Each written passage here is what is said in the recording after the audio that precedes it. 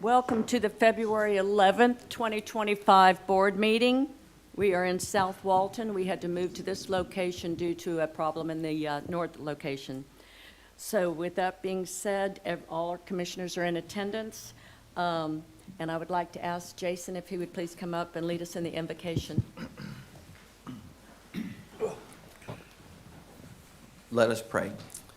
Lord Jesus, we honor you today. We worship you. We lift you up, and we give you all the glory for what you've been doing, how you move in our country and our county and our state. We just exalt you and give you glory.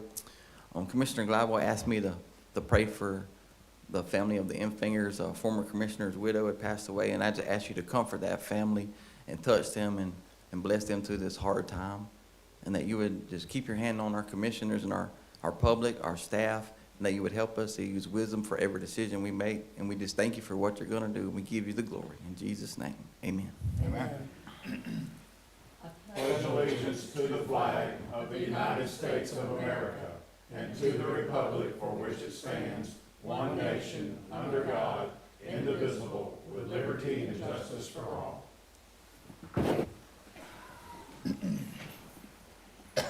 Thank you and welcome. I don't believe I see any elected officials. Are there any elected officials in the audience? Councilman Valley. Oh, Councilman Valley, welcome. Welcome to our meeting. Thank you for being here. Okay. We're going to consider the additions and deletions, but I'd like to let Clay Atkinson fill us in on what's happened with the Blackstone. Thank you, Madam Chair. Per the board's motion at the first public hearing of the two required public hearings on this PUD and ordinance, this was to be scheduled for 1 p.m. at the next Defuniak Springs North End meeting. That would have been today, starting at 1 p.m. Due to the unforeseen circumstances dealing with the building issues that were experienced that required this meeting to be relocated and the board's direction to have this be a North End meeting, the matter could not correctly be heard either at this location, but also could not comply with the advertising required under state law. So for that reason, we are, first off, as part of our additions and deletions, I would request a motion to reschedule and re-advertise at the county's expense, since it was our building that had the issue, the second public hearing for the Blackstone PUD to be heard at the February the 25th meeting at 1 p.m. in Defuniak Springs, Florida. And I need, as part of that motion, the board to advise, do you want us to continue to have that at the start of that meeting, as this one would have been, or not? I'd make a motion that we move the Blackstone issue to the 25th of February at Defuniak Springs, and that we, as we had previously instructed, that this item be heard at 1 p.m. At Defuniak. And for the county to incur the And advertising. for the current county to incur the cost to For redo advertising. it. I'll second. We have a motion and a second. Any comments? Any comments from the audience? No. All in favor say aye. Aye. Okay, next. You have another one? So, well, we have some additions. I'll cover the first three additions there. I'll jump on that one since I've got two of those. One is an addition to the consent agenda requesting to change the location of that February 25th meeting from here to Defuniak. We're just flipping the meetings this month is what we're doing location-wise. Same date, same time. And then I have two ads that I would request to put on the consent agenda because I can handle these relatively easily. I'm requesting to approve and schedule and advertise a special meeting to be held immediately before that meeting in Defuniak Springs to have back-to-back executive sessions in Florida Teepee, LLC v. Walton County, 22 CA 511, and Wesley v. Walton County, 3:25 CV 1. I am providing the board notice per Florida statute. I need your advice concerning litigation strategy and the type of expenses to be incurred. So if those are placed on the consent agenda upon approval, we'll have those advertisements set at 11 a.m. that morning. You want to do all these in one motion? Yeah, I was just covering those two additions. You can certainly want to cover your addition if you want at this time. And we'll do all one motion. I have an item to request direction for staff to begin the process for a historical marker in Paxton for as the birthplace of Mr. Bill White. And then you have a deletion from the planning commission about the Affordable Housing Committee. So we would need a motion to approve those additions and deletions. So moved. I have a deletion, if I can Okay, what is your deletion? say something. Item number 18 is the Life Enrichment Senior Center. As you know, that's a hot topic. And we had it planned for the Funiac. Due to the change in venue, we're requesting to delete that for today's meeting and move it to the 25th in the Funiac. So moved. Second. Okay, so now is this for all of the additions Yes. and deletions? Yes. Okay, we have a motion and a second. All in favor, say aye. Aye. Okay, that's approved. Any public comment? If there's anyone out there that would like to speak about something, you have 3 minutes to discuss it. It's got to be something on the agenda, and if you're not going to be here when it comes up. Is there Or the any- consent agenda. For the consent agenda. Or the consent agenda. Nope, seeing none, okay. Items to be removed from the consent agenda, or Madam Chair, yes, did we recognize Councilman? We did? yes, we Okay. did. I'm sorry, I missed that part. That's okay, that's okay. Okay, is there anyone that would like anything removed from the consent agenda? Okay, do we have approval for the consent agenda? Motion to approve the consent. Second. We have a motion and a second to approve the consent agenda. All in favor, say aye. Aye. Okay, so that takes us all the way to, let's see, Tourism Department. That's nothing. Citizens' request. We have no citizens' request on this. Okay, Mr. Sunday. Thank you, Madam Chair, Commissioners. The next item is an update on human resources. I'll cover that first, and then the request will come secondly. Our team has interviewed a candidate for the Human Resources Director. We did that on Friday. I came away from that encouraged. We have 5 more interviews scheduled tomorrow, and we're waiting on confirmation from 2 additional candidates. So we've confirmed 5. We may have as many as 7 that we'll be interviewing tomorrow. The job advertisement has closed. It closed Sunday night at midnight. I think we received a total of 24 applications. Those have been vetted, and as I stated, we're going through the process of interviews. I've instructed HR that I would like to be poised and in a position to make an offer to a candidate by the end of this week. If we're able to do that, then we will just be looking at the time that the person has to give for notice purposes and separation, assuming they're currently employed in another agency. I've placed our purchasing director, Jason Cutshaw, in HR to be there as a presence and handle the day-to-day issues over there. Mary King in my office is the point of contact from administration, and Matt Trawick is handling the leave requests, leave approvals, any pay-related approvals, things of that nature. So that's where we're at. Things are moving along nicely. What about the prisoners' Okay. update? If there's any questions with that, I'll answer those. If not, I'll move into the agreement. I just wanted to say, thanks for moving all that stuff around, how you've done it, so I appreciate that. Yes, Thank sir. Thank you for that. So secondly, the second part of that request is a request to approve and authorize the chair to sign the updated Krisner Group consultation and assessment agreement. You have that in your packet. And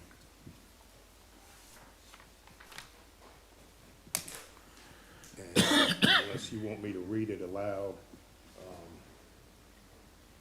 the essence of the agreement, or the amendment to the agreement, is that the Krisner Group will continue its efforts in helping to lead the executive search.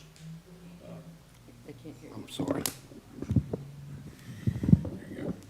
Krisner Group will continue its efforts in helping to lead the executive search, work to procure a senior human resource professional to lead the department, including providing in-person interviews, and working to conduct additional screening efforts to identify the most suitable candidate for the existing opening.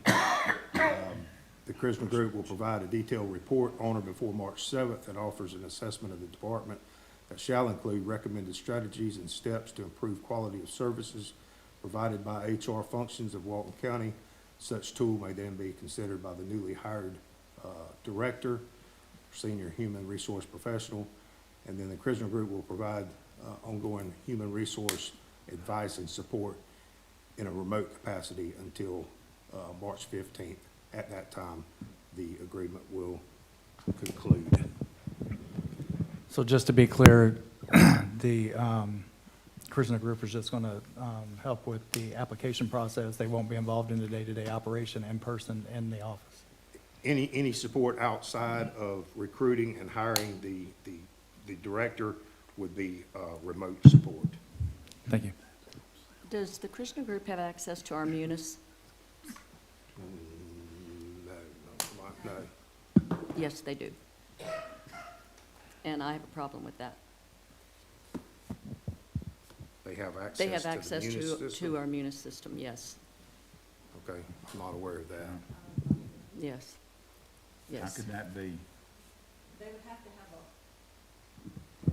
have to have a login, so I would need to know what login they're using and if there was a login that was set up for them. Vendor-Krishner, Okay, let me get with MIS and see how that got set up. thank you, because I think that's terrible that someone that's not within the county has access to everyone in the county and all of our personal data and things like that. I have a real, If that's real the problem. case, we will address that immediately. Thank you. Okay. I'm not sure if I need to say this now or if I need to say it under my name, but since it's HR, I'm going to go ahead and just say this, okay? As chairwoman on this board, I'm committed to ensuring that our local government operates with integrity, fairness, and accountability. The recent revelations regarding misconduct within the HR department have exposed serious flaws in our hiring practice, flaws that cannot be ignored. While the former HR director has resigned, the impact of questionable hiring decisions, improper job placements, and a lack of transparency in employment practices continues to affect county government. Several employees resigned due to these conditions, and public confidence in our hiring process has been shaken. That's why I'm calling for a full audit, independent audit of HR decisions made under the previous administration, as well as immediate policy reforms to ensure that the county jobs are awarded based on merit, not personal relationships, favoritism, or backdoor deals. To restore trust and fairness, I would like to bring forth a resolution. I would like to meet with our county attorney, provide a resolution, get his approval on that would direct an independent review of our hiring practices. We need to establish stronger safeguards against improper employment decisions to include mandatory public posting of county jobs, independent oversight of key hiring decisions, and stronger ethics and conflict of interest policies for hiring managers. I know that we've had a lot of people come forth in the recent months. We've had people leave HR. I'm hoping that this is the beginning of the betterment of our HR, honest to God. And I hope that anybody that has not come forward, whether they're an employee now or an employee in the past, that have issues with this topic, that we have somewhere that they can go and someone they can talk to. I know that a lot of people feel afraid to do that. I don't think people should feel afraid to come forth and say things that have happened or problems that they've encountered. And so I'm hoping that we can come up with either an office, an individual, a committee, something where we can say, you can go here and it's safe for you to tell us whatever you need to. And we've got to work for the people, not for personal gain, not for favoritism, and not for political influence. I will continue to fight for policies that ensure fair hiring, transparency, and public accountability. And I think that we really all want to do that. I think that's our goal, everyone's goal up here, to make sure that that happens. We all want to make sure we're doing the right thing and we're bringing the right people in on the right jobs. It's got to be fair across the board, and it's got to be on merit. And so I would like to work with our county attorney for a resolution to move forward with this. I don't know if I need any motion for that or Well, the not. board would need to approve the resolution. If you want to get with me, we can look at whatever that would look like and have it in the proper form for the board to see a resolution when it comes back. So it's just direction right now? Is that what we're, Yes. Effectively. do you need a motion or no? I don't. I mean, if one of you calls and asks me to help you with the resolution, that's what I do anyway. So, I mean, I don't even know if I need board just- direction. We do need action on item 17, though, to approve and authorize the chair to sign the updated prisoner group consultation and assessment contract. Motion to approve. Second. We have a motion and a second. Are there any comments from the board? Any comments from the audience? Yes, ma'am, Ms. Morano.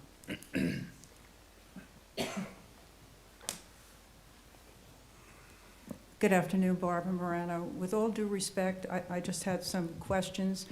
I have in front of me, and as a layperson, I'm looking at the first contract and I'm looking at the second addendum. Who is actually going to be on the interview team? Is that a fair question to ask? That would be for Mr. Sunday. Just, and someone from the prisoner group On what to team? do the interviewing process? For the HR director? Do you want me to? Yes. Are you I'm talking about sorry. that Oh. specifically? Yes. Get into that? Well, I guess my question is, are you asking who from the prisoner group is going to be assigned or who from the county will be assigned? I think both. Who's going to be? Well, that's a personnel matter, who the county assigns to do its interviews. That unfortunately is not something we could get into. Okay, so you can't comment on that? No, I mean, and that also that's- compromises our interview process if the people applying would know who the potential interviewees or the interviewers would be. Oh, I don't think I was asking the candidates. I was asking, No, but Who was it would gonna also, interview, the right. reason that committee's not revealed on a case-by-case basis to avoid improper contact being issued to those okay, persons. so it's county officials. Correct. Looking at the addendum, how many months would the company be paid? Through March 15th. I believe So- that's 5 months. Is that correct, Mr. Sunday? Originally, it was 5 months. It'll end up being, I think, 4. 4 months? Yeah. 4 Cuts months. it one short. Okay. And then I think it says that they would operate in a remote capacity until March 15th. So then we're still expecting a report on the original We are. Yes. ma'am. Per contract? paragraph 2, there will be a detailed report. Okay, all right, those are my questions. Thank you. And that will be on or before their March 15th termination. Okay, thank you. Okay. And I just want to thank everyone for working to that point. It seems like the commissioners agree now at where we're going forward. So thank you all, and Clay for working on this. Thank you. Thank you. Anyone else like to speak? Yes, Ms. Leitner? The first thing, Randy Lightner, Lightner. With Christner getting into this MUNIS system, I don't know exactly what the ramifications of that could be, but it sounds like they should have known better. Is that right? Should they have known that they shouldn't be in that system? I think we need to I let don't know. Melissa and the county administrator look into that, how that was established, when that was set up. I Okay. mean, if they actually have a vendor log, I would say this, if they actually have a login, because I think you said it was vendor dash, somebody on our end set that up. Somebody externally could not have set that up. Right. So I don't know that it's fair to say they should have known they shouldn't have been in. Somebody obviously gave them access, so the presumption is they probably thought they had access. Now, We don't even know that, I mean, we don't even know for sure that's true. Well, and We need to without, have, they we need that to- audited. We need when We- it was we need to created, look at it. audited, when it was accessed, and from where. Those are things we need, that IT can deal with. And I also want to see what level of information they were even able to get to. Perfect. Good, Okay, thank you. thank you. Excuse me. It sounds like like things are moving in the right direction, and I'm really happy to hear about that, but I just, at least what I read of the agreement that was attached today, a lot of things aren't very clear. So I just kind of want to make sure I understand, they understand, it's on the record. What type of employee interaction will they have? It sounds like there's going to be no more interaction with employees, right, at all? Perfect, okay. And who will be handling disciplinary actions in the interim? But between now and the time we get an HR director, if there's a disciplinary issue, who will handle that? Mr. Sunday, would that be you? That will be Mr. Cutshaw in conjunction with, some of the HR, more tenured HR staff, but that. With what? Tenured HR staff. And but who would that be? The decision will be up to Mr. Cutshaw. The decision will be his to make until? ma'am. Okay. Mr. That's- Cutshaw was moved over there for temporarily to fill that gap. Mhm. Yeah, and that's, I just want to make sure that the county, number one, doesn't get on the hook, and that there is no bias based on things that people in supervisory positions in the past have said in the meeting, that they've already determined that they think it's an employee issue. So I just want to make sure that those people would not be directly handling discipline, because it could come back to bite everybody. So that's it. Thank you. Thank you very much, appreciate it. Anyone else? Seeing none, we have a motion and a second. All in favor, say aye. Aye. Any opposed? Motion passes. Okay, Thank you, Your second. Commissioners. The next item is an update and request for direction regarding the Beach Ambassador Program. I'm going to ask Mr. Corman, Mr. Gainey to come up and address the board on that.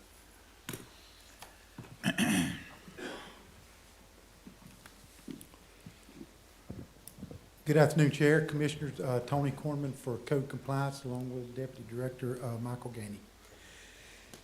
At the January 28th meeting, the board directed Code to bring back an overview of the Beach Ambassador Program and the positions needed if the program was moved back under Code Compliance.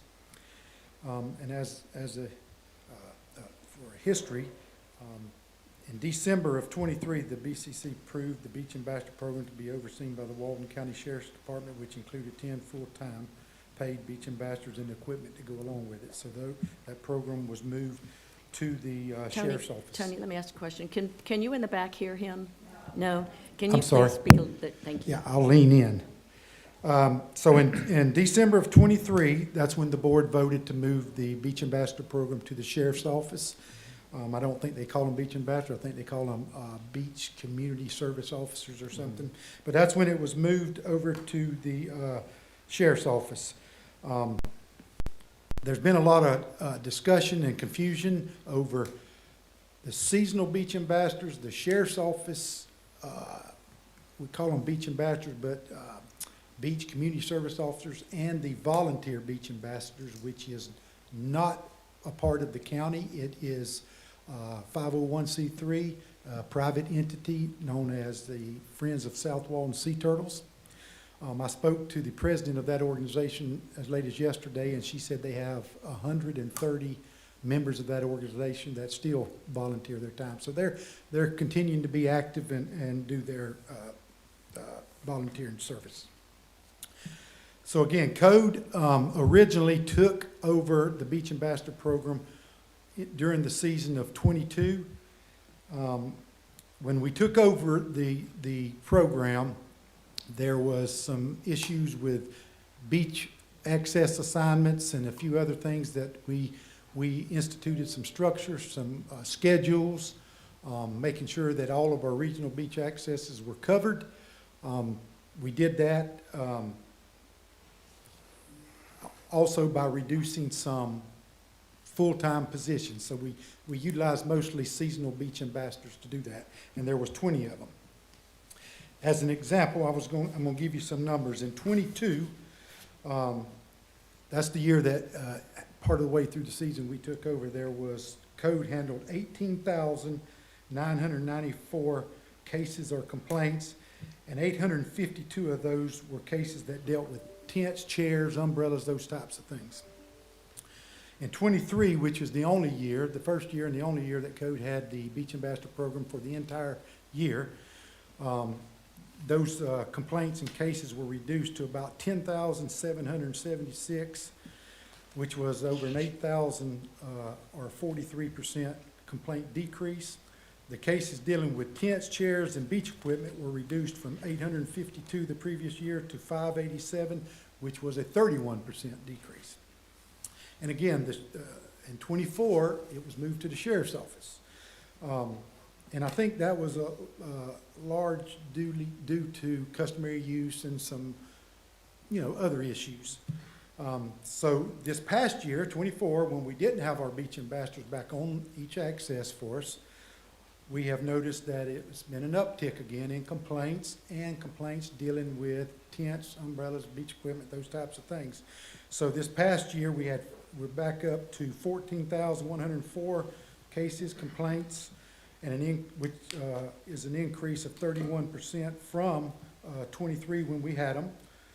And of those, 1,344 dealt with umbrellas, chairs, beach equipment, those types of things, which was an increase of 129% over the previous year when we had the beach ambassadors. So I think the data clearly shows that the beach ambassador program is successful, and it helps educate the public. When we had the beach ambassador program, that's all they did. They had no enforcement power.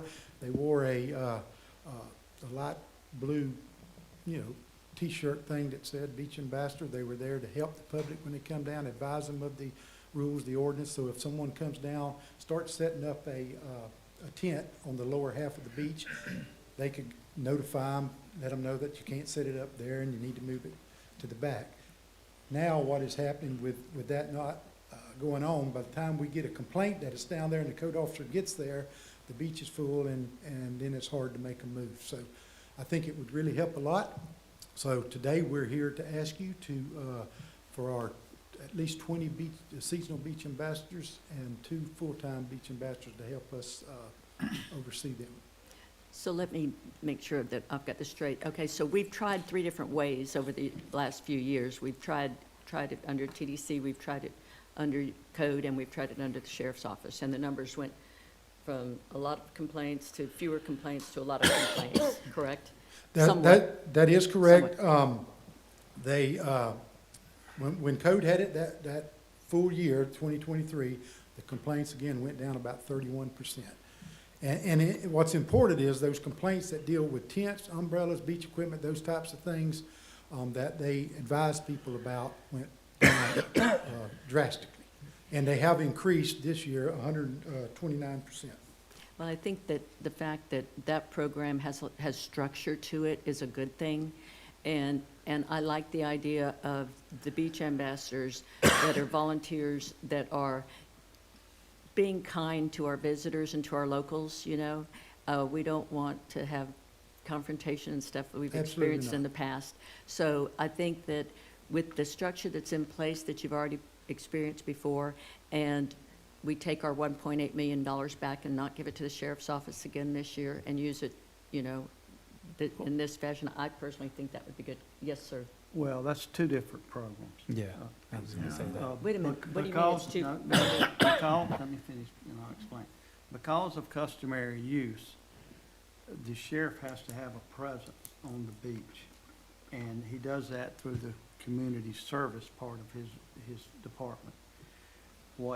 Correct me if I'm wrong, Tony, what Tony is asking for is beach ambassadors to be stationed either at the foot of a walkover or at the start of a walkover, explaining the rules.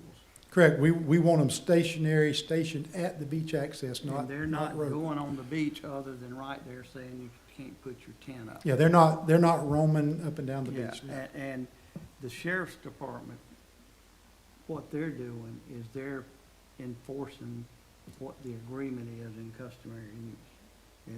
Is that correct, Tony? Did you never play?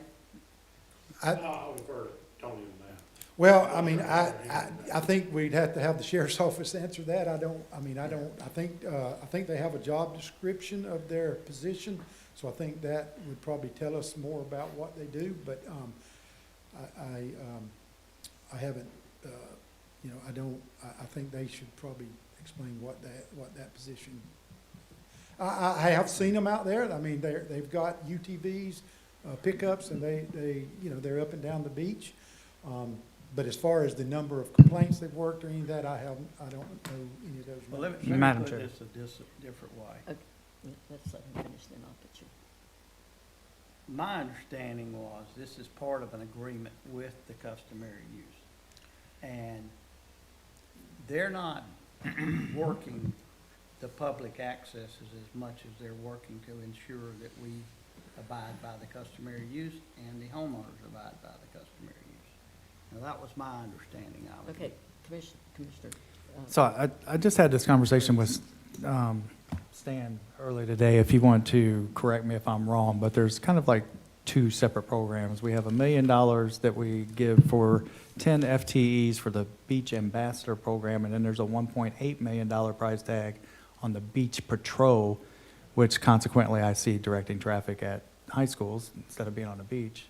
But that's what we're talking about. You want the million, I mean, I would want the million back if we're going to take over that program with the 10 FTEs. That's what you're talking about, Well, right? and I've reached out to Miss Melissa, and she's assured me that the money's there for us to do the program. If we do it with the 20 seasonals and the 2 full-times, it's gonna be about a $500,000 cost. That we should be able to do it for that. And that's with putting someone, like Commissioner Anderson said, at each We beach can put access someone at for, every regional beach access. for education and directional purposes, Education, zero, no enforcement enforcement whatsoever. duties whatsoever, none. They never had any. But you're not talking about at the neighborhood accesses, we're talking about regional. There is a few neighborhoods that are busy that we need to probably have someone at. And if you're asking me, ideally, would it be better to have a few more? Absolutely. But we got to remember 20 is really 10 because to cover 7 days a week. So you got 10, that shift is their days off, the new shift comes on. So really, we've got 10 that's working. The only day that we would have all 20 working would be Wednesday, because each shift is Sunday through Wednesday, and then Wednesday through Saturday. So Wednesday is the day that we use for meetings, training, those types of things, but that's the day that we would have all 20 out. Okay. Go ahead, Commissioner. Ms. Thomason, do we have the money available for the $500,000? Do you know where we can get it? What the ask would be if we are not going to pull it back from the sheriff, and now I would leave that to the board, whether or not we would pull anything. There is funding that would be available. First, I would ask that we just be able to use funding from vacancies to cover that. And if that is not sufficient, that we be able to utilize some of that managed vendor revenue. I think we can do it with the vacancies, but I would like to have a caveat in there. I don't think in the middle of the budget year, we need to be horsing around with people's budgets, so. And I just ask for clarification on that, because if we get an invoice from the sheriff's office, I just want to make sure we know, do we process it or not? Mr. Corman, you said you might want more. Well, So, I mean- ideally, more would be better so that we could cover, we have to understand too, it's sometimes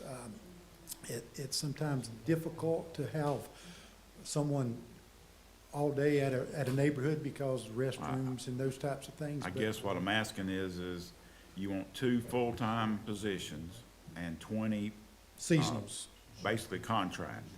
yeah. They would work no more than 30 hours a week and no more than 6 months a year. So basically, the way we With no do it. benefits. Correct. Right, and I think there's some little something they pay, but none of the normal benefits. I would make a motion that we authorize code of compliance to hire 2 full-time but I would say up to 30 part-time at no more than $500,000. So that basically gives Mr. Corman the flexibility to hire a few more if he can budget it. So 2 full-time, up to 30 part-time, no more than $500,000. Ms. Thomason will determine where the money comes from, and Mr. Corman will put them where he needs them. And one other thing that Well, hold on, we got a motion. We have a motion, we I'll, need a second. I'll second for further discussion. Okay. Another thing that we discussed is possibly changing the name from Beach Ambassador, because it just seems to confuse people. Our volunteer Beach Ambassador program, not ours, it's not ours, it's not the county's, but it's Friends of South Walton Sea Turtles, the one I told you has 130 volunteers. They're called volunteer beach ambassadors, so sometimes people confuse that with the actual county employees that are seasonal, so we're thinking about maybe coming up with a different Well, if I need beach to steward make or it- beach, If I something. need to make it part of the motion that Mr. Corman can name them, as he determines, I'll do that. I don't believe that's been part of the board's direction. Let's let staff figure out that. Yeah. Two comments, if I may. I want to go back to Commissioner Anderson. The sheriff's office's involvement was absolutely an integral part of the overall customary use settlement agreement because we recognize that some degree of enforcement will require trespass and potential criminal actions that could occur. Code's not in the position to make those or effectuate those arrests or otherwise. So to be clear, nothing you do here today, this program was not part of it, but this program became the integration of those two things. So there's not a scenario where the sheriff's office will not have something to do with those areas. It's whether this program would be their primary point of contact with the residents and the citizens and anybody else who's a visitor coming in here, or whether it would be through some other program. So that's one. So you are correct. Their involvement was absolutely necessary. It was one of the things that was very, almost unanimously requested by everybody involved, was needing something other than code enforcement for when situations escalated. I think we all remember 2 years ago, we had the issues down there in Seagrove and a vendor got injured in a fracas that broke out there. So definitely something that was asked for in the wake of all that, and Mr. Corman, I think, is nodding in agreement. Secondly, the funding, I want us to be clear about this. Melissa will certainly work towards that. Because of the way this is set up and the way the sheriff's office gets money for this, it is not a line item budget to the sheriff. It is a reimbursement. They are required to work the hours, submit the invoices to the county, and the county pays them for the actual amount of time worked. We budgeted $1 million, but that money's not already been transferred. $1.8 million. $1.8 million, my apologies. So you budgeted a number, but that's not money that goes into their budget or shows up. They have to submit you invoices, and then you pay them. Melissa, they have invoiced at this point a very low number. They've invoiced 4 months at about $200,000 total. I think it's a little bit below that. I was just eyeballing it. But now the $1.8 million is for the beach safety for that program. The beach ambassadors would be the $1 million in the budget. So there's million, Two separate ones. the $1.8 million is the statutory under the TDC. That was a statutory change, but that is also reimbursement. Both are reimbursement only. They are, can't- and- You do not give them the money up front. They have to demonstrate and show what they have incurred, and then they are eligible for reimbursement up to those budget So are you limits. saying we need them for both of those that they're currently? They're two different Two things. different- What I'm saying is if you're getting rid of beach ambassador program, that's the 1 That's the million we were million, talking okay, about. The other is a $1.8 million that is something the TDC has allocated for additional beach safety services during peak seasons, which was a legislative change several years ago that was permitted. So they're two different functions there, two different purposes overall. Both are reimbursable. So of the million, you have less than 200,000 incurred. So if you're looking for that, Okay, so, there may be an opportunity. It's not been spent. That's the biggest thing I want the board to understand is okay. when we deal with law enforcement on the beach, TDT dollars, it is always reimbursement. You can't just hand them the check. Okay, that's good to know. So Thank you, you. you just brought that up. So where would we be paying, which pot would this come out of that we're going to be paying, Mr. Corman? Out of the TDT or out of the general fund or TDT? I would leave that to the board. If the board would like I don't know if the board would like to discuss with the sheriff, or they'd like to discuss let myself and Mr. Sunday discuss that with the sheriff to see if their program would come back to the county and the county would utilize those funds to pay it, or if the board would like to keep that going, then we could pay it out of the general fund. How are you saying the sheriff's department invoices us? When we pay them, which pot does that come out of? When we pay them, it comes out of TDC. We reimburse it. Okay, that's what I wanted to know. Which that's is a why- statutory methodology for that specific pot of money. But y'all correct me if I'm wrong, but, if we're gonna proceed with this program this year, we need to get people hired. I mean, Correct. we're looking down the barrel of March 1st already. So, the purpose of the motion like it was to let you identify sources of funding, but we're gonna do the program is so that Mr. Corman can go ahead and proceed with his hiring process.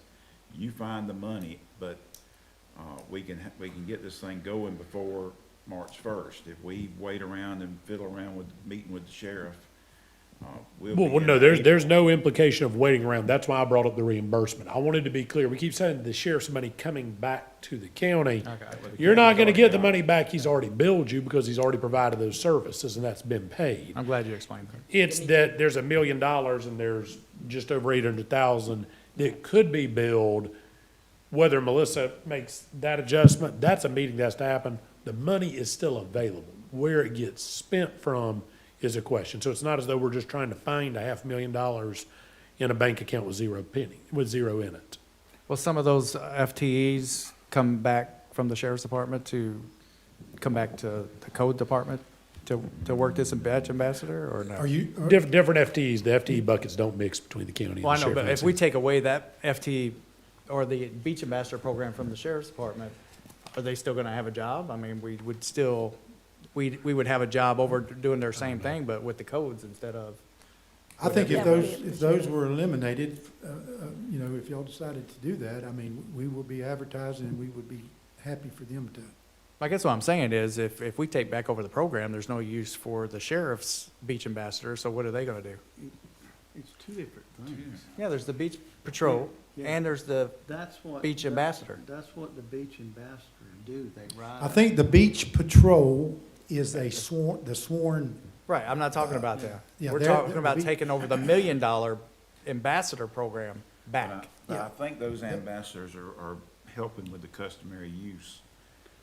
I mean, I still think Commissioner Anderson's right, it's two different, we're talking about apples and oranges. Well, that's what we can find out from the sheriff. I don't know that anybody here is qualified to say how he has staffed that, whether those community service officers, the CSOs, so to speak, are tasked with other duties. Don't know how he works their schedule. That's something we probably do need to figure out, but we can certainly figure that out at the staff level and bring that back. But we will not slow Mr. Corman down in making sure this is Right. properly staffed. Well, the reason I do asked need to that is know. because we had a conversation today that when he had the program, some of those beach ambassadors went to the sheriff's department. that's correct. So I'm just, throwing the question out there, would they be willing to come back if that opportunity arises? That's all I'm I asking. think they would, but, you know, we'll see if it's still going on, then that'd be up to them to decide, I guess. Okay, so we have a motion and a second. Any other comments from Well, the my- board? My question is, why are we, and I'm just trying to ask this with good common sense, is why are we asking ourselves to spend another 500,000 on paying invoices when he already has it? I mean, when we've already approved a budget for X amount of $1 million that had the radio tower payments. And then they were able to receive a grant from Gulf Coast Triumph to cover, how many million was it, Clay? 20? 20? 20 million from So that's Triumph. 20 million plus that there's just sitting there. So in essence, if we do this, we're taking money that could be spent for roads and bridges and infrastructure improvements throughout the county. When the money already exists, I mean, I think the ask is, since we're all partners here, would they just absorb that and not invoice us? And then that saves us $500,000 that could be used in places where the taxpayers actually deserve some attention. So 2 points. Triumph Gulf Coast is obviously bucket specific. It's for the towers, but I may be doing a bad job of explaining this reimbursement. If they're not out there working, if they do not perform the service, they don't get to send you an invoice. When I say reimbursement, I mean, when the state legislature, But what I'm saying is that why would they just not reimbursement? If they perform the services without reimbursement, then that's money that doesn't have to leave roads and bridges. It just stays in their bucket. well, this is TDC money, so this can't go to roads and bridges anyway. This is under that specific TDC bucket. But to your point, would it be able to be used for something else? Yes, that's correct. I think the issue there, what I want the board to be clear about is, They've only invoiced you just shy of $200,000. There was $1 million we set aside out of the TDC budget to do it. If Mr. Corman needs to staff up and needs $500,000 of it, if his program replaces that program, the Beach Ambassadors, the public safety is a separate issue. That's still gonna be happening. Then that's a situation where we're gonna make sure we don't have two people doing the same job, tripping over each other, but the money will be there to use for Mr. Corman out of the same pot of money, because it will never go to the sheriff's office. But I thought that you said that we don't know if he's billed us for everything that he's done so far. That's Melissa. Most likely, he is not on that program because we're 11 days into February. He's billed for January. So They there built may the be end of 11 month. days more payments, but at 50,000 a month on average, On average right now. yeah, And it's we're not in the unlikely season. that we've incurred. Too much. Well, we've certainly not incurred another $300,000 to make it a negative This deficit. is all season. I mean, what are they gonna be doing out there? So now's the time to have the conversation to say, we will do this ourselves, we don't wish to be reimbursed on that front, and then allocate it that way. That's what I'm getting at, is that's how you handle it. Under the impression that when we did this before, and the sheriff really didn't want to take it on, but he did because we asked him to, and we took it away from you. So those funds that you had in the past, we had reallocated to him for that purpose, in addition to the other purpose that he was doing, which has to do with the customary use. It was my understanding. Is that why we have the two different pots? We have the 1 million and then the 1.8. Well, again, the 1.8, I think is the sworn beach patrol unit. Right, right. That's- So, that's so- totally So that's different. different. So that this other pot, that we took it away from you, we took it away from TDC, and we gave it to the sheriff. Well, we actually didn't take it away from code. There was never a pot of money allocated for this to code for this specific program. The program had effectively was not in the form or function it is now. Okay, but we didn't give it, we didn't ask code to do it. So instead, we took funds and we asked the Moved it sheriff to do it. So that's where I'm getting at. Those funds that we The gave board the asked sheriff, the TDC. that's the funds I'm talking about that go back. The board asked the TDC came back, said they did not have the capability of handling it, and recommended the sheriff work with them, and that they pay the sheriff the same way they reimburse the sheriff under the public safety program, is Right. my recollection of the discussion involved. I think that's Does that true. sound right, Melissa? But it sounds like what we're doing is we're moving to what Commissioner Glidewell was saying, to authorize you to hire the people to do that function, correct? To do the beach ambassador, which may have. a Or whatever different you name. call it. Yeah, yeah. Yes, okay. So we have a motion and we have a second. Any other comments from the board? Nope. Nope. Any comments from the audience? I see a hand, but I can't see your face. Come on up.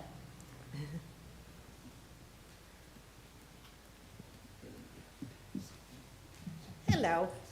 Don Francesco, DONFRANCESCO, former beach ambassador manager. So I certainly can answer any questions once I'm done kind of going through my little presentation that I put together. And I'm actually going to read from this so I get through it fairly quickly and stay on topic. A lot of what Tony said was true. There's some things that I have a different perspective on, and I have history on. So I want to look at the last 5 years, and there were, I strongly believe it's a pretty easy decision today. So let me explain to you why I feel that way. Over the last 5 years, the Beach Ambassador Program has been under the umbrella of 3 different departments, not 2, 3. The TDC, Code Compliance, and the Sheriff's Department. Under the Tourist Development Department, it was a very proactive program. There was a dedicated beach ambassador manager, Lori Reichenbach initially, and then myself, who reported to the TDC director. The manager was responsible for recruiting, training, and managing, at that time, 300 volunteers we had. So that's been cut in half. And those were free hours to the county of 300 beach ambassadors on our beaches. We had 22 paid part-time seasonal beach ambassadors and 3 hands-on supervisors. These 325 dedicated resources, most of them not paid, were trained and visible working on our beaches, and they were trained and ready to go by March 1st. That was critical to us because we had to be ready and prepared to hit those beaches when spring break hit, and obviously be very seasoned by the time the summer hit. We focused on giving our guests and locals their best beach experience. We were the beachfront arm of the visitor center. So we had a whole different take. We were out there to, again, provide a service to locals and visitors alike. We were educators, we were problem solvers, we were beach safety advocates and turtle enthusiasts. We proactively helped guests navigate the complexities of public versus private beaches, as well as understand all the local codes and rules, including the flag system, tents, dogs, glass, holes on the beach, all of the things that Tony did talk about. We worked diligently to keep our beaches clean. That was critical to us. Every morning, we cleaned those beaches, filled in the holes for the turtles, et cetera, et cetera. We were very visible. We were very approachable. We were on the beaches every day, on foot. We did not drive around in vehicles. We were not in formal sheriff uniforms. We were none of those things.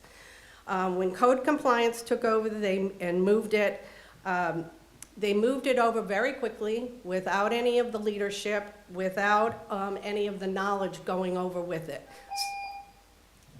My time's up. I don't know if you want me to continue. I just have a little bit more. Go right ahead. And what ended up happening was about half the beach ambassador resources resigned. They did not see themselves and do not still see themselves as code enforcement people. They see themselves as belonging under the Tourist Development Council and group. When it moved then, and they need a single champion. I know he said 2 supervisors, but you need 1 champion who is overseeing that program and training and leading and recruiting. Let me ask you a question, Donna. You said that you all walked the beaches. You didn't just stay on the boardwalk and No. educate people from that stance? No, I mean, the way their day worked is they came on at 7 a.m. trying to get there before the visitors, right, to clean the beaches. So we walked the beaches, we picked up all the trash, we filled in all the holes, we talked to the early beach people who were down there, and, if the chair people were not there, we talked to them about what to expect and what time they're gonna be there.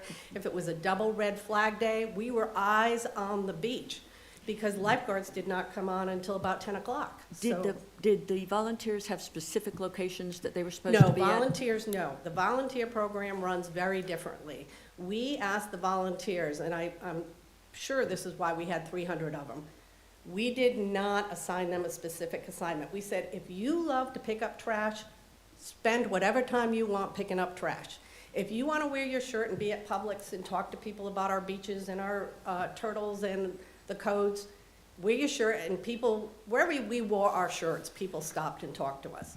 But we let the volunteers focus on what they were passionate about. So is there a That was very different than the paid program. Is there a possibility that there were some beaches that didn't have any coverage?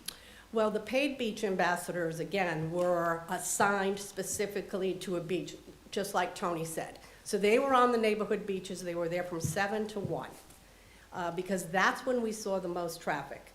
And most of them worked Sunday through Thursday, except down at Miramar, where, Miramar was a totally different beach. Right. But on 30A, we found that Sunday is the busiest day. You need coverage everywhere. Thank you. Thank you very on much. that thing. Okay, thank you, Okay. Donna. So We gotta obviously, wrap- then we it gotta moved wrap over up. quickly to the sheriff's department. And I know you said you don't kind of understand what the sheriff's department has. Donna, Well- I've got to catch up. I'm sorry. We've got to move on. Okay, that's fine. Okay. I just want to, again, let you know that I strongly believe, and I've got a couple of beach ambassadors here with me and a former supervisor that's here with me, and they would absolutely agree that it really belongs under the TDC, not under code enforcement. We never were mini code enforcement people. We're not mini sheriffs. We're beach ambassadors. And so I would strongly encourage you to move it back under the tourist development. You guys did a great job. I know you did. And there was a lot of, no problems, no issues, no Yeah. complaints while you were there. So, I for one really appreciate it. And Yeah. thank you for all that you did. 'Cause It was I know a that great it was- program. It was a great program. Thank you. Thank you very much. Yes, Barbara?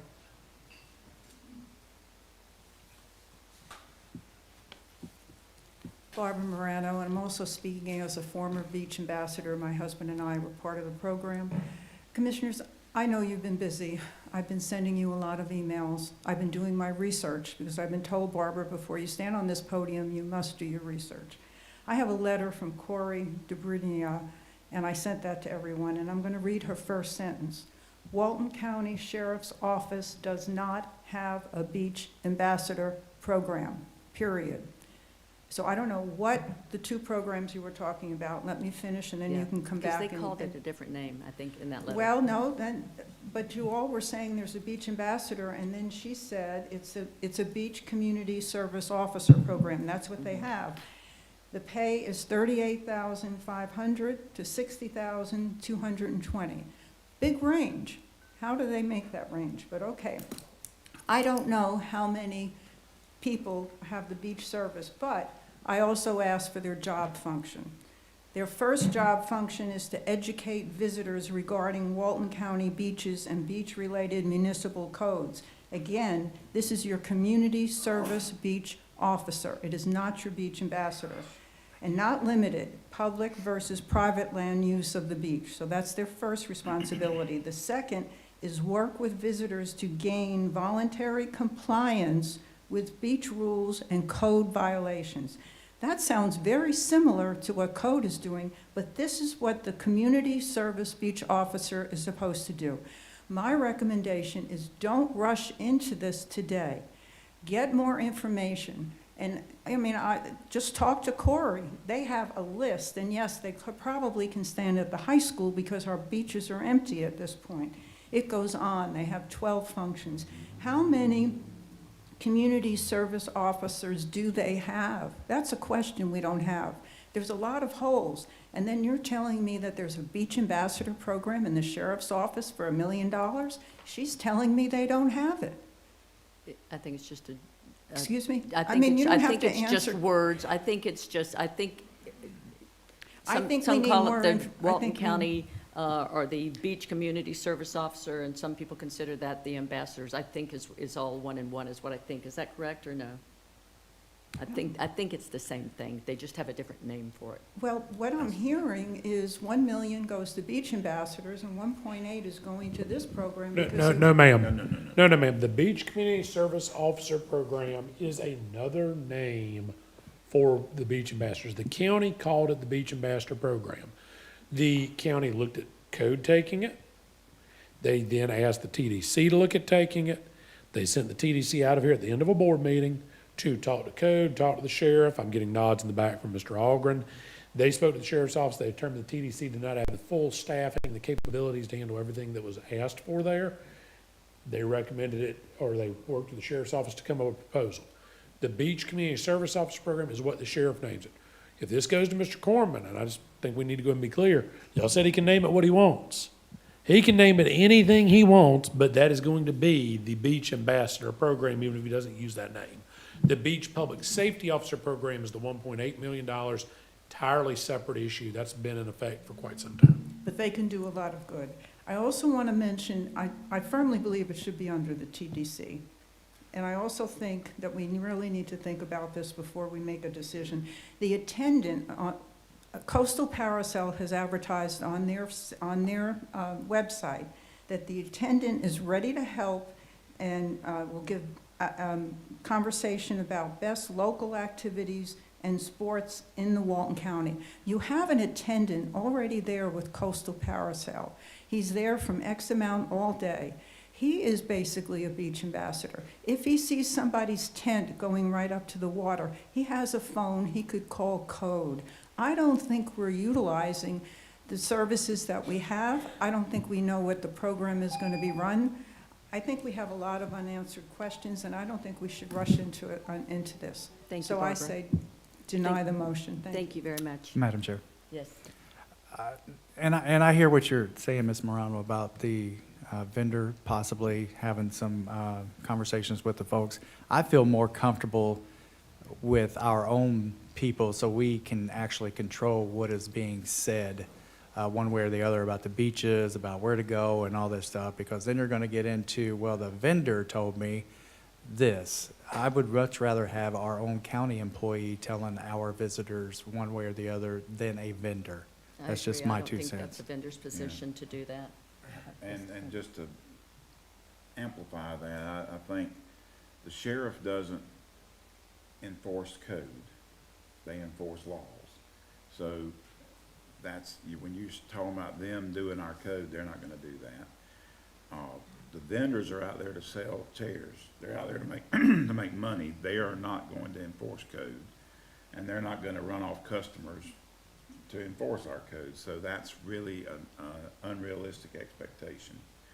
The only people we can really confidently say are going to enforce our vision for the beach is our employees. And I would just stress that 70% of our economic activity in this county comes off tourism, that beach. And so, you could be penny wise and pound foolish about,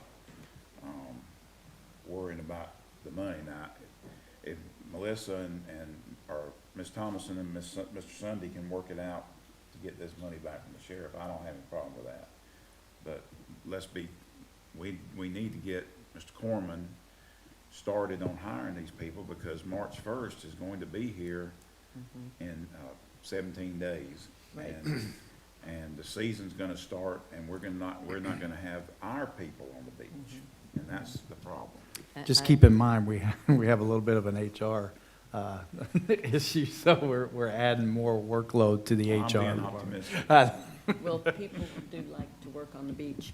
Is there any other comments from the audience? Anyone else? Okay, so we have a motion and a second. All in favor, the motion, if you want to repeat the motion, the motion is to allow Tony Corman and Code to move forward with locating about $500,000 so that they can hire up to, I think you said 30 people, to do the beach, whatever you want to call it, whether it's ambassador or otherwise. It is to place the lineal beach ambassador program under code and to task them with beginning the hiring process and for staff to identify the appropriate funding. Okay. And that was up to $500,000, is that what you said? Yes. All in favor, say aye. Aye. Any opposed? Motion passes. Thank you very much. Appreciate it. Mr. Gainey? Last meeting, I was directed to look into Ms. Howard's complaints about code enforcement not responding to her cases and several other people's cases timely. I did that, if y'all want me to update you that. Can you hang on a little bit and let's get through the rest Sure, of this verse? yes. Okay, thank you. Madam Chair, if it's all right with you, could he come around and see each one of us individually and then bring it back to the board if necessary? If that's what you all would like. That's fine. Would that be easier for you, Mike? That- Whatever you like. It's fine with me. That's fine. Thank you very much. Appreciate it. Okay, let's see, where are we? We are going to the volunteer board. So, Mr. Sunday, would you go ahead and get us started on this? Yes, ma'am. We are going to make another run at this.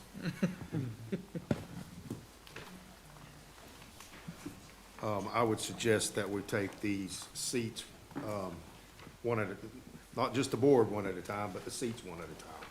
So, Okay. yes, please. So the Are you first, passing the documents? yeah, I'm going to ask Okay. Katie Cerise to come up. First one we're going to address is the Library Advisory Board. You got us an award in your hand? You gotta see a frame. See a frame, oh, it's mine. Oh, No, I wish, no, not today. So, good afternoon, Oh, shucks. everyone. All right, do all of you have your paper in front of you? Unless I Yes, got it too. ma'am. Perfect. So just a quick review, we are requesting appointment of 6 seats that are vacant. Districts 1, 2, 4, 5, and at-large have completed those terms. Only 1 is eligible for another term based on the bylaws. And District 3 was a resignation, and this board accepted that resignation back in the fall. So we are requesting that the term dates be adjusted from the previous January 31st end dates to December 30th. And we're also requesting shortened term lengths for Districts 2, 4, and at-large to facilitate an equal number of vacancies each year going forward. So that way we have 3 vacancies each year instead of the majority of my board all at once. There is no residency requirement for the Library Advisory Board, so all 8 applicants can sit in any of those seats. I did note where those applicants reside. It is my recommendation that they do reside, just so we can make sure we have representation throughout the entire county, but it is up to you as a board, obviously. So it's my understanding that we will do each of the 5 districts and approve that slate, and then of the remaining candidates, we will take a nomination for that position and vote going forward. Okay, District 1, would you like to go ahead and announce your nomination? I'm going to announce Ann Beard. Ann Beard, okay. And we'll go through each person, and then we'll see if there's any issues. How's that? Okay. District 2, Robert LaPlante. okay. District 3, Lee Grantham. Lee Grantham, okay. And I will keep Lynn Lemire as the incumbent for District 4. And District 5, Anna Tomlin. Anna Tomlin, okay. And then we have one at large. Excuse me, does everyone want to vote on this? Everyone Yeah, in agreement looks with good to this? me. Can we have a motion? Motion to approve the slate. Second. We have a motion and a second. All in favor, say aye. Aye. Any opposed? Okay, we have our new board members for that. So the at-large position, the individuals that remain are Kristen Bacon, Melissa Susenbach, and Susan Valley. Is that correct? Yes, ma'am, Okay. that is Will correct. this be a ballot, or do we out We loud? can, somebody can just nominate if they want. I'll nominate Christine Bacon. Okay, anyone, have anyone else they would like to nominate? Did you have a recommendation or?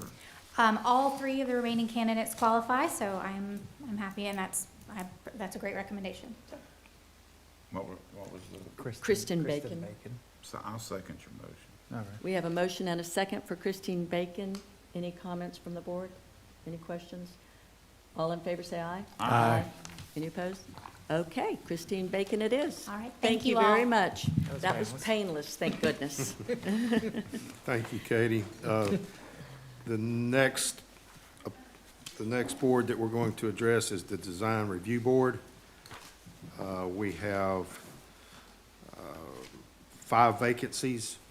The first is a citizen, 2 vacancies for affected property owner, and 2 vacancies for design professional. So the board will receive a paper ballot to select candidates for those following 3 positions. Do we need a motion? Stephen, you want to step up, please, sir? I'm trying to speed this up. Good afternoon. Did you want me to go through the title and summary, sir? We have, did you guys get the, We got a ballot. We've got the candidates? ballot. Okay. We've got the ballot. So we just have to choose one under the citizen.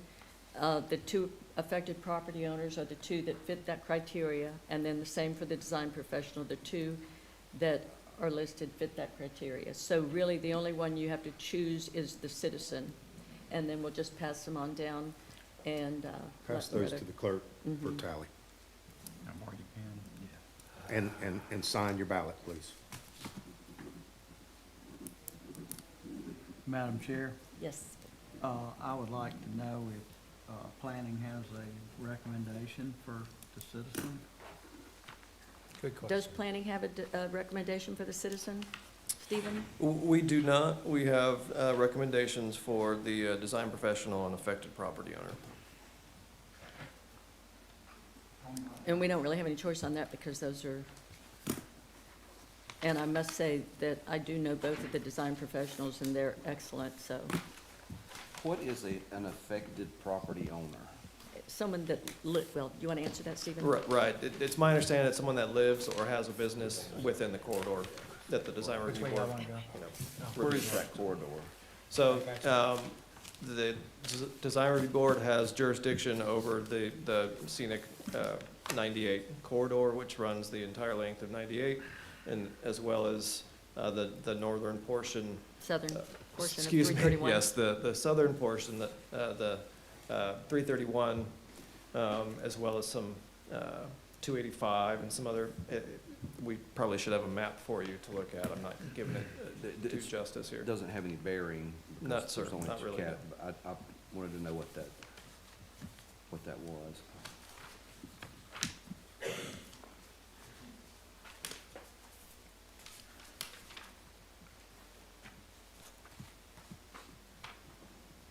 let me know when we're ready to move forward.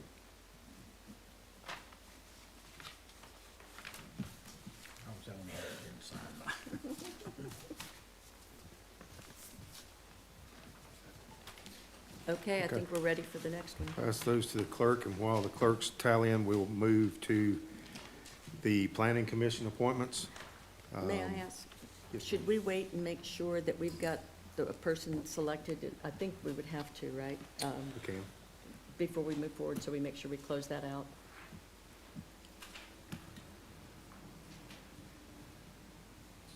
Okay, we have Caleb Parker for 2, Candace Holland for 2, and Renee Gable for 1. Okay, so we have a tie. So, how about we just go down the row and choose one of the two, what are the two names? Candace Holland and Caleb Parker. Oh, we got one commissioner out right now. Yeah. Okay, So we'll come back to that. Yes, sir. We can start working through the planning commission. okay.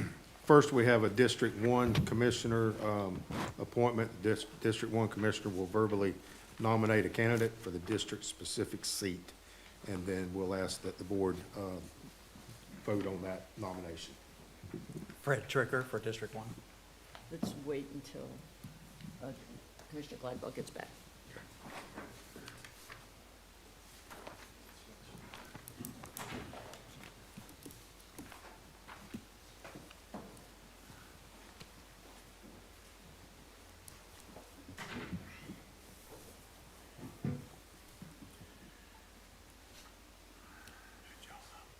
Yeah, we got time, we're gonna do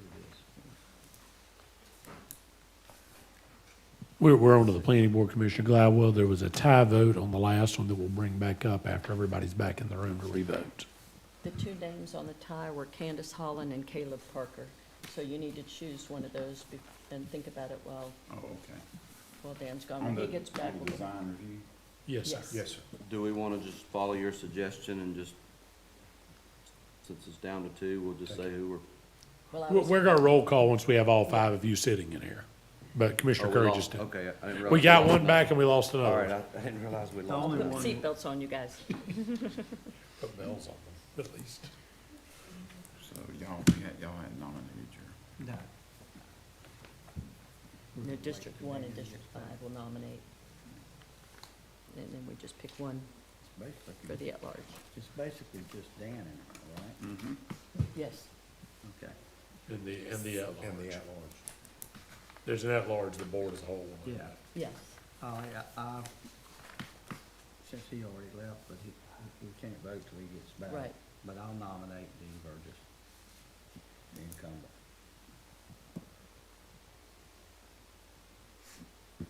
Snitch his pen, y'all won't tell him. I won't tell him anything.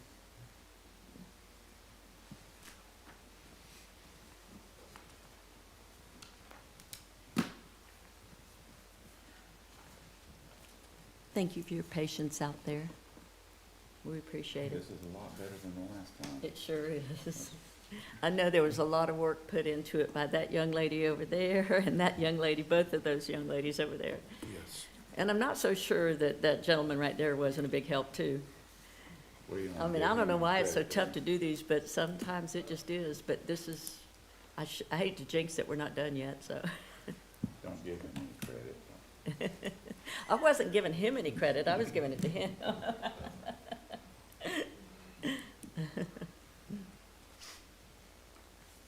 Living and learning. How are you doing, Mr. Baker? Good. Nice to see you here. I see Mr. Ward snuck in here a while ago. Hi, how are you? Absolutely. Good.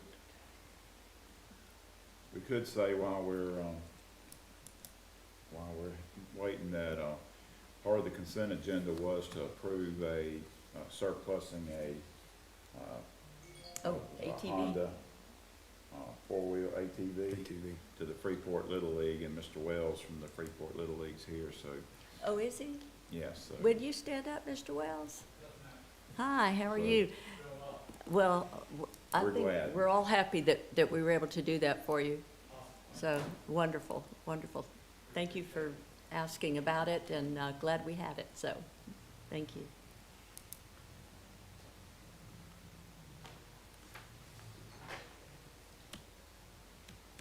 Da-dun, da-dun.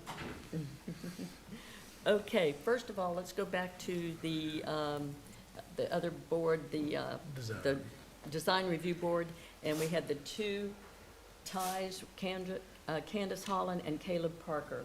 So, anybody want to start with who they, Commissioner Drake, you want to start? Holland. Holland, okay. Caleb Parker. Parker? Parker. Holland. Holland. Holland gets it 3 to 5. Thank you. 3 to 2. Excuse me, 3 to 5. It's a long day. Was there a second tie as well? No. No, not on Just- that. Just, the- Just the no, one. on the other Oh. seat, was there a tie on the other seat? No, No, but they were, no. There was just both two of them apiece, had to yeah. go. They both had to be appointed. We didn't have enough applicants to go to have a vote. Okay. So District 1 Commissioner for the Planning Commission, District 1, you nominated Fred Tricker. Yes, ma'am. Does anyone have any, do we need to vote on that? Yes, ma'am. Yes, it's a nomination, not an appointment at this point. Oh, yes, Did you say yes? Yes, you have to vote, 'cause it's a nomination, not an appointment. Okay. I'll make a motion, we accept the nominations of the commissioners. A second. All in favor, say aye. Aye. Do we Okay. need to turn these in there? Mr. Tricker Yeah. and Commissioner Anderson Burgess. recommended Doug Burgess. Is everyone okay with Is that? that 5? Pardon? I didn't know which one. That's So the I need to District write- 5 nominee. I need to write that in, District 5 correct? nomination is Dean Is Burgess. Dean Burgess. And now we need to do Is there a second for Dean Burgess? He did it. No, we did it both. Yeah. My motion was to accept both of them. Oh, okay. Okay. Okay. All right, so that moves us into the at-large position. The board will receive a paper ballot to select a candidate to fill the at-large vacancy. Ballots be passed out in the clerk Pass will it tally. out here. I need both of those. So do they need this one too? Yeah, they need to vote on it And we need to sign both of them. Correct. because it's public record. I did have one thing, Madam Chair, on the, I know this isn't the admin's responsibility, but I did notice that there were several, I'm just gonna give you one example. I don't know who vets these applications or who calls them to see if they still want to be part of a planning board, but some of these applications were well over 13 months old. One of them, a Miss Kate Holland, was back from December of 2023, so I'm requesting to clean maybe some of these up. Is there a procedure to where hey, after 6 months, we re-notify these people to ask them if they're still interested? We did discuss Stephen, you want to that. address that, or you want me to? Yes, staff has worked with the applicants to determine who's still interested and who isn't. There were a couple question marks in there, but because we couldn't get a definitive yes or no with them, we left them in the list for you all to look at. Just give you a heads up, when I received this the other day, I did talk to Kate Holland. You can take her off the list. Very good, thank you. And Have Commissioners, we passed those down yet? Have we passed all of those down? I think we I had, passed everything. Wait. I had questions. I wanted to, since we're in public, I wanted to ask if some of the board members had those that they were supporting and why. I'm supporting Mr. James Jaquist because he is a land attorney and he's very knowledgeable and he enjoys digging in that and he's very good and he understands the land development code and I think he'd bring a lot to the table. I nominated Fred after, I've been to No, several. we're talking about the at-large. Oh, the at-large, I'm sorry. I don't even know who did I put on the You at-large? circled it. Oh, I did? I'm just gonna look at the names, okay? Record, I don't know. Boy, we didn't sign. I voted for Mr. Harbin because he's the incumbent, he's been a faithful, member of that board, and that board needs faithful members, so. I voted for Mr. Harvey for the same reason. Commissioner Curry, did you have anyone that you supported? He did, but he forgot. Yeah, I forgot. I'm probably got you. Because there was four of them that were on there that I didn't want to pick because I was worried that their applications were so old that they wouldn't want it. Here's the list, you remember which one? Oh, I believe I picked Mark Holmes. If I'm correct. I've Have you spoken to voted Mark Holmes. once? Yeah. I mean, did you give me one on that? I think so. Okay. Yeah. Let me check, because you gotta sign it. That's mine. So Clay, what procedurally, if we have two votes for one candidate and everybody else votes for a different one, does it Maybe I go didn't to a sign it. second I'm sorry, round, Tony. or does it, Goes to the two. or it goes to the tie goes? Well, plurality you're gonna rules? have to still have a motion to approve it, but at that point, that would be Is that the you? plurality winner, and there would be a No, that's motion me. to approve it. So you would have 3 votes confirmed. Okay. But it would be your plurality You selection. hadn't voted. Get out of here. I'll check them again, but I didn't see yours, Dan. We'll let him vote twice. We'll accuse him of being illiterate. He just won't vote for me. Maybe I just gave you my, no, I didn't give you the, Boy, he I asked don't for think you did. I didn't give you the at-large. Well, if we got one too many, he voted twice. He thinks he's in 2020. How many do you have there, Tony? I've got 1, 2, 3, 4. We are waiting. So here's the contract for occupancy. He's got it right there. Okay, we need to pass some for her. That was the last one, right? No, we have one. Oh, no. But there's only one person, one seat of it open on it. Is that the design board? No, there's Oh, only ZBA. one. Commissioner Curry, also, your question about the applications. Yes, sir. It's my understanding that we consider those active for a period of 1 year. Is that correct, Ms. Bird? Okay, so there's some that are 13 months, so we should take those off? Yes. There's- I believe it was, I think there was 3, and then Kate Hollins was like since 22. Everybody pick somebody different? Michael Harbin, 2. James, Jaquez. thank you, 2. Mark Holmes, 1. Okay, so we have a tie again. Okay. And note, Mr. Holmes is already on your contractor competency review board, Okay. so you'll be removing him from that if he is the name you'll be selecting. So I Well, really, voted for there's Jim only 2. Jaquez, and someone else voted for Jim Jaquez, and you voted for, So I'm yes, so you need to decide whether you want Mark Harvin I'll or go Jim Jaquez. Jaquez. Okay, so 3 for Jim Jaquez. Do we have a motion? Do we need a motion for that? You got 3, Okay. so it's just, they have a motion to accept 3. I'll make the motion. Motion to accept. Do we have a second? Second. We have a motion and a second. All in favor, say aye. Aye. Any opposed? Jim Jaquez is on the board. Thank you. We have one more. We still have the ZBOA.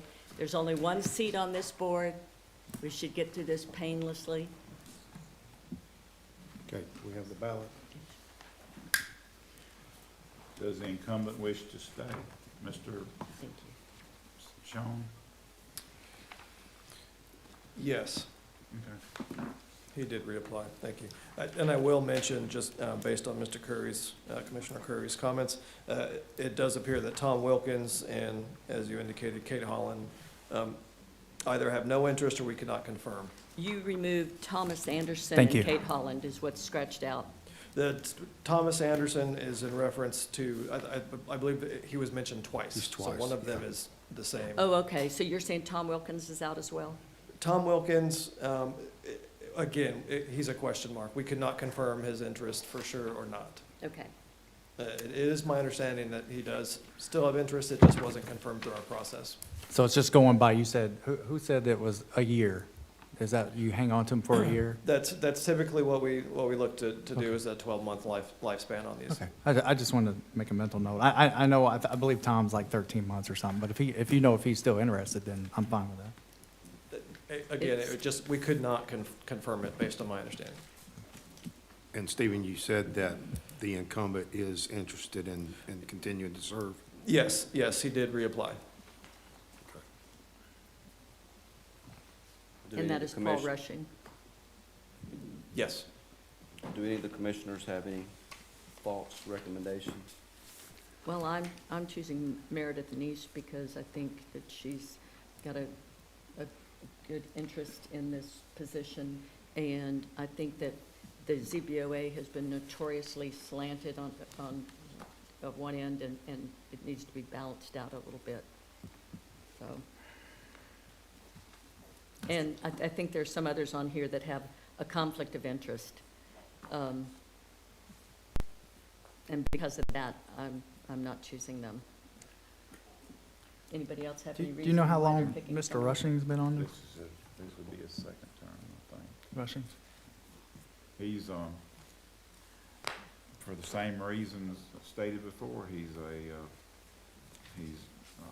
conscientious, he comes to the meetings, and you gotta have especially on the ZBA, that come to meetings.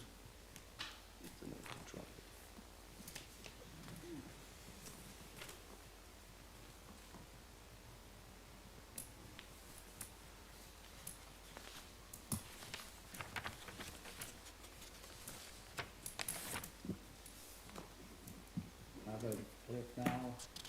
Cliff's experience. He's the type person we need on that board, so I voted for him.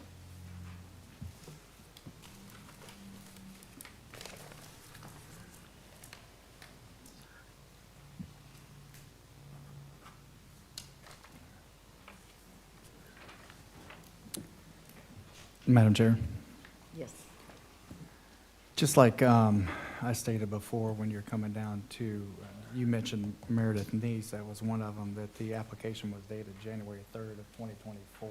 So that's another reason I question I all did this. confirm with them if they had checked with Okay. them Okay. before I looked at these, so. I just wanted to make sure that we're picking people that actually want to be on the boards, so we don't have to go through all this Absolutely. again. Absolutely. Yes, absolutely understood. You know, again, the folks other than Tom Wilkins and Kate Holland, their interest has been confirmed. Have we passed them all down? You ready? Go ahead. Paul Rushing, 2. Meredith Nice, 2. Cliff Howard, 1. Okay, so it's either Paul Rushing or Meredith Neese. I, for the sake I wasn't split on that one. for the sake of having new blood on the board, I think it's good to have I think you're a the split. variety. So, Yeah, 'cause do Well, it's a new we ballot. got one. It's a new ballot. I mean, Commissioner Curry could change his mind. true. It's up to you. Well, I'm gonna vote Paul Rushing. That's 3. That's three. You read Paul Yeah, Rushing? I- Okay, I all right, seconded well, the it's Paul first one. Rushing. Just have a Okay, motion on that. we need a motion, and it's, I make a motion, we accept Paul Rushing. Second. all in favor, say aye. Aye. Any opposed? Okay, Madam Chair, can we take about a 5-minute break? absolutely. We'll take a 5-minute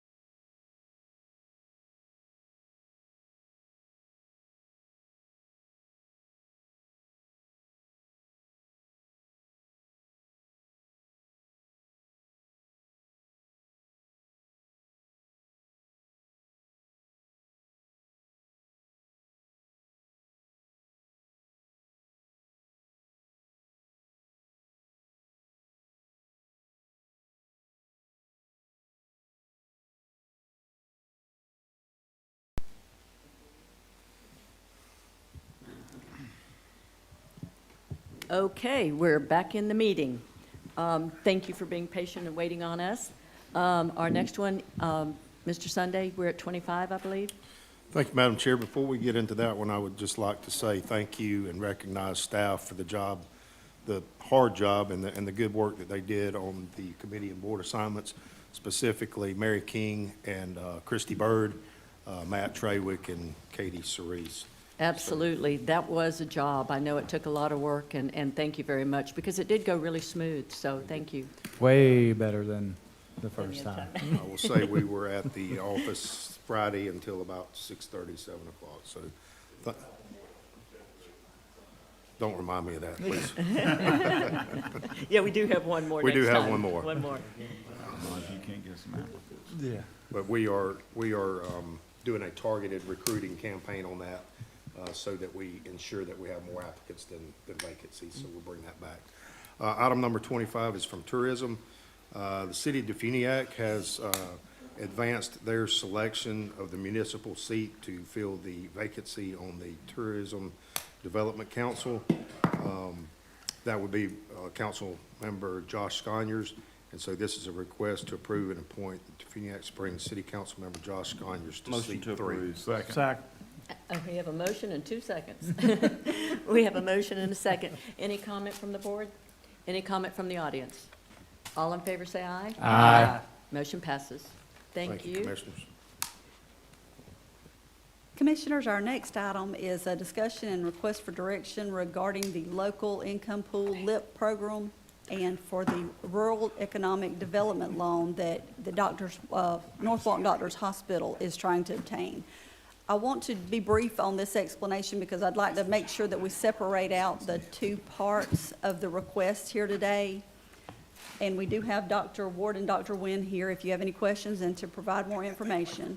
The first part of this request relates to reinstating that LIP funding program.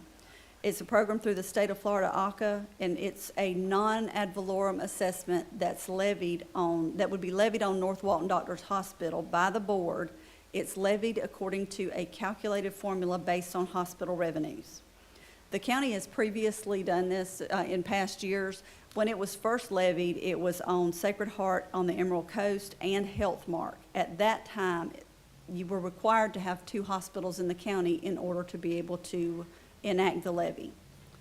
So we discontinued that when Healthmark closed, and since that time, the program has evolved, and Sacred Heart is currently working with Bay County on a separate program that lets them obtain funding from that same pot. Sacred Heart also has graduate medical education, so they have multiple ways to access the funding. And I'm gonna mention that because at this time, it does not sound like Sacred Heart would need to participate in Walton County's levy. We've had 2 conversations with ACA, or I've had 2 conversations with ACA. The last one, Dr. Ward and some of his staff and the bank, they were on that call, and it's been very positive from ACA that North Walton Doctors Hospital would be able to participate in this program. In the LIP program, the county is essentially a pass-through. ACA, the hospital would work with ACA to get the amount of the levy. We do not calculate it. We get a resolution from ACA that the board would pass that has that amount in there. The levy's assessed during the budget process. In October, ACA instructs the county when we need to bill the hospital for the levy. We bill the hospital pays the assessment to the county remits the funding to ACA, and it goes around on the back end, and the hospital gets additional funding that helps them to defray their costs associated with indigent care. When that program first started, my first question was, what liability does the county have in this program? And my concern was that if at any point one of the hospitals was not able to pay their assessment, would the county be on the hook? The answer was no. The county is only liable to pass those funds through to the state. For the board to begin the process of reinstating that program, staff would just need approval to advertise any necessary public hearings to approve the low-income pool ordinance, just to start that ball rolling. That's going to be a separate piece from the ask of Doctors Hospital that is related to the USDA loan that they are trying to obtain through Shelco. And I'm going to pass that piece of this over to Clay so he can he's looked at more of the documents associated with that and can go into better detail than I can about any requirements that the county would have related to the security that Doctors Hospital needs for that loan. Thank you, Melissa. And so the reason these items are linked is when we started this process, it was our understanding based on the old method of LIP funding coming to the county and then being reimbursed back out, that perhaps one way we would be able to secure money to assist them with the economic development assistance loan they're doing, where they're looking for us to provide guarantee service to assist them in obtaining that, would be we would simply escrow that money as it came in and not remit it, with us being the pass-through. That program's changed. ACA says now, no, the money doesn't come to us, it comes to them. So changed what our issue was, but it brought both issues to the forefront. If we could, can we go ahead and have, I don't know that we need motion at this time, because we'll need to put that together, and we'll have to advertise for the public hearing once we put it before you on the LIP funding. But can we just get general direction to go ahead and reinstitute that ordinance that had previously been in effect that expired because we lost the second hospital? Yes. Yeah. This has nothing to do with the So grant you don't funding. need any motion or anything? You just No, need- we, oh, just okay, general direction, statute. you're fine with us Yes. bringing that back. Yes. So, all right, that clears. I will make this as brief as I can. I know that's always questionable with me. I know. Let everybody get their laugh in. It's fair. I So, was just wondering why your nose was glowing. I know, right? I mean, you know, guys. If we can set a timer if we need to. Dr. Ward and Dr. Nguyen will have the exact ask.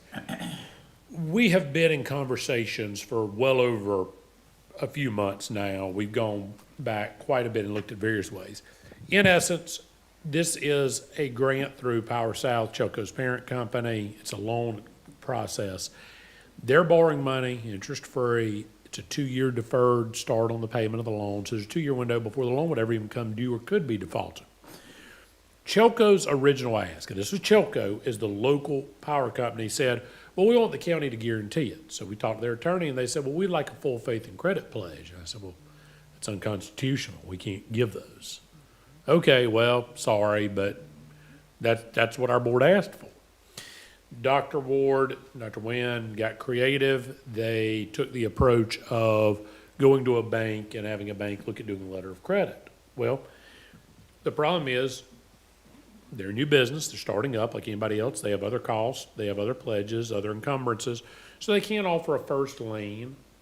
They're not sitting there with $2 million in the bank to directly back the letter of credit. So their request came back to the county. If the county would be willing to entertain some discussion to benefit the health, safety, and public welfare of the county to have this facility open and operational, would we provide some guarantee towards this that's short of a full faith and credit pledge? And that's the board's call. In talking with the lender, we do not know the exact form the lender is going to require. And that's as recently as a conversation that was held yesterday morning. We don't know the exact form. So I can't tell you do it or don't do it. Can't even tell you what you'd be approving. That's why you're not going to vote. I can't let you vote on something you haven't seen. That being said, the general ask, and Dr. Ward's here, is the board interested in pursuing some type of support mechanism that would allow them to obtain this loan, provided, one, we legally can do it, they can't ask for something that's illegal. Two, we have the financial resources to back it on behalf of the county. If that is something that can be done, what we would like is just general direction again to bring back what those documents would look like with the bank. I will put on the record, this is something that, because it relates to health care, it is something that if the board wishes to do, you would have to have a necessity finding that is in the public's interest. It is part of the health, safety, and welfare of the county. The policy directions are yours. I'll defer to Dr. Ward if he has anything else to add, but really what we're looking for today is just the general direction. Do you want us to keep exploring this and bring you some proposals to do that? Or is this something the board says, no, don't go any further, don't waste any time or effort on it? But we're prepared to go as far as you tell us to. I feel comfortable we can find a legally secure methodology that does not violate Florida statute or the Constitution. I think Melissa feels reasonably comfortable after the conversation with lenders, that we can find a way to secure it without impairing the board. We're not issuing bonds or credit, but just need to know what your thoughts are. I'd say go for it. Madam Chair? The hospital is definitely a necessity. My only questions are, of course, liability to the county. And I don't think it's going to hurt anything to explore and come back with something, since we're not voting on anything now. You kind of be closed-minded if you just say no, when that hospital, I've taken the tour, and the hospital is fantastic. Like I said, it's a necessity. It is. I'm for exploring. Yes, I think that, Dr. Ward and Dr. Hugh, that's what I call Dr. Wing, but these two gentlemen have brought medical care to Walton County when it was costing us a fortune after Health Mart closed down to have people shipped to Bonifay, to Geneva, and I think we need to look into this as best we can, and we need to move forward to investigate what our options are. And I want to tell Dr. Ward and Dr. Hugh that I support them entirely. What they've done for North Walton County is incredible, and I want to thank you for that. We've got a facility up there that is just, all I can say is it's a very good hospital. It's a very good emergency room. It's done the right way, and it's a blessing for Walton County. And take it from somebody that had to drive all the way to the beach for severe heart problems. And the doctor said I wouldn't be alive if I waited one more day. But these guys stopped that. They've already saved many people. When I went through the, and they had just opened, when I went through the hospital with Dr. Hugh, he said they had already saved like 4 patients over the weekend. That was just one weekend. And North Walton had no hospital for a while.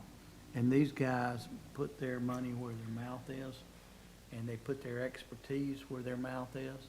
And I want to thank them for what they've done, and anything that we can do to help, I hope we can find a way to do it. I agree with Mr. Anderson. We need a hospital in Defuniak.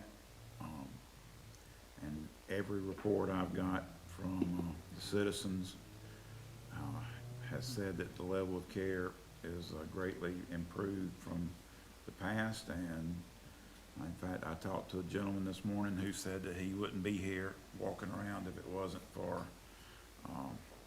Dr.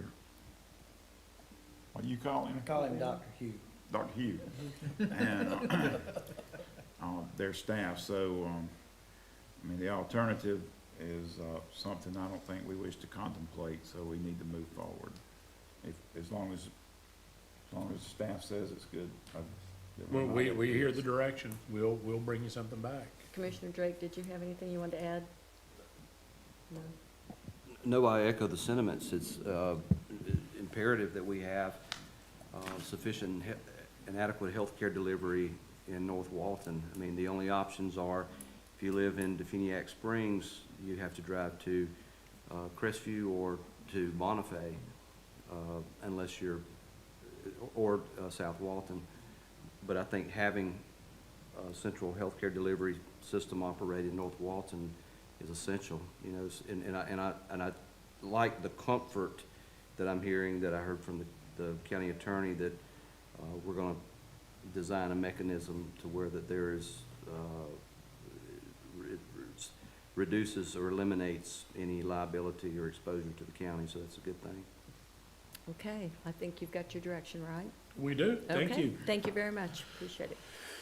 And Madam Chair, my 2 items, just for the record, the executive sessions were consent agenda ads, and so y'all have approved those as part of that, if you would so reflect, Madam Clerk. Thank you. And I need to go back for a couple of the votes that we did earlier on the ZBOA. I said we had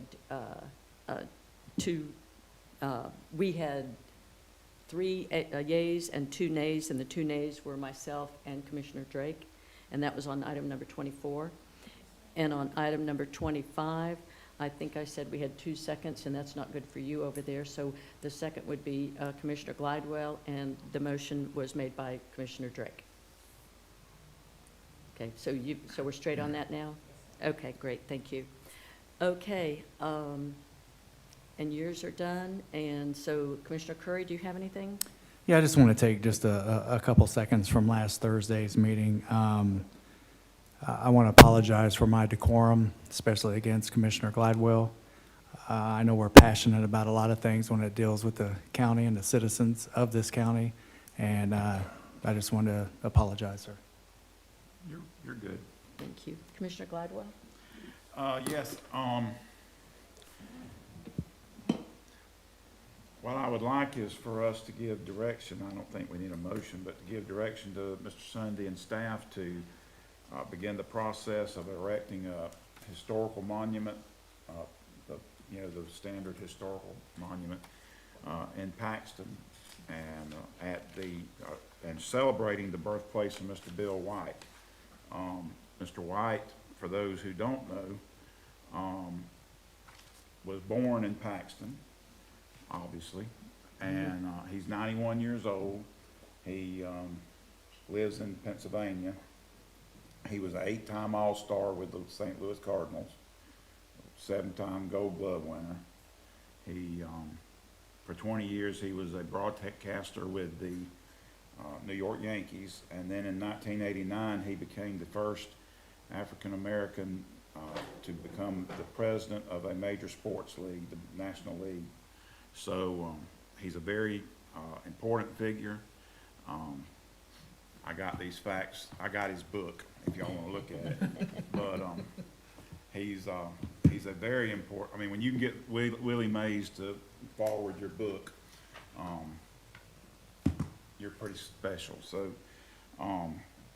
he's obviously one of the most prominent people that was ever born in Walton County, and so I think he deserves a historical marker in his birthplace. So all I'm asking is y'all to agree to tell Mr. Sunday to have staff work on that. And, We need a motion on that? We don't need it. Just direction would be fine. Y'all got to vote to approve it when it comes back, so this is just letting staff start working on it, so we're good. I think that's great. And I would just like to second everything Mr. Glidewell said. Bill White was not only one heck of a baseball player, but he was considered one of the finest gentlemen in the game of baseball. And that's why he was elected or appointed by the National League to be their president. And that's a big time job, and he did a big time job. I think he won a World Series too. he did in 1964. Yeah, so, he was Not.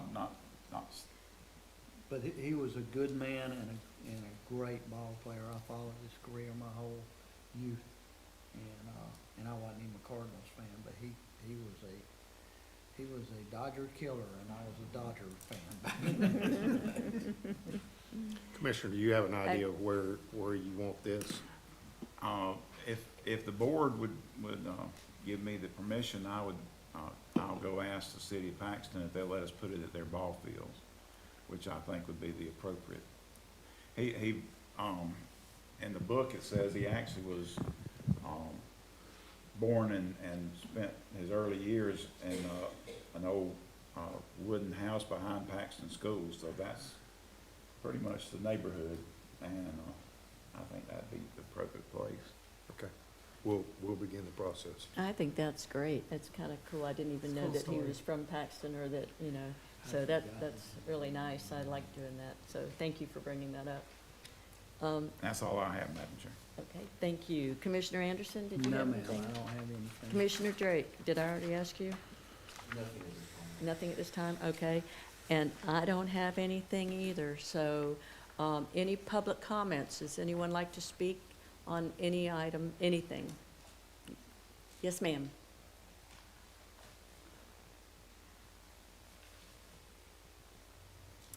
My name is Sherry Ledden. I do appreciate the opportunity, Leddon. I do appreciate the opportunity to get up and speak again. I want to thank everyone that has been instrumental in the beginning phases of making changes in the Human Resources Department. Mr. Sunday, I do have a question for you, for clarification. You stated that Mr. Cutshaw is in the director capacity. Who is the senior staff member that has authority to perform corrective actions? I couldn't hear you when you were talking with Ms. Leitner. That will be Mr. Cutshaw. Okay, he is that person, the one person. Okay, Is that the only question you had? that is at the Okay. moment. Thank you very much. I Yes, appreciate thank you. you. Appreciate Thank y'all. you. Anyone else? Seeing none, do we have a motion to adjourn? Motion. Second. A motion and a second to adjourn. All in favor, say aye. Aye. Meeting is adjourned. Thank you all for being here.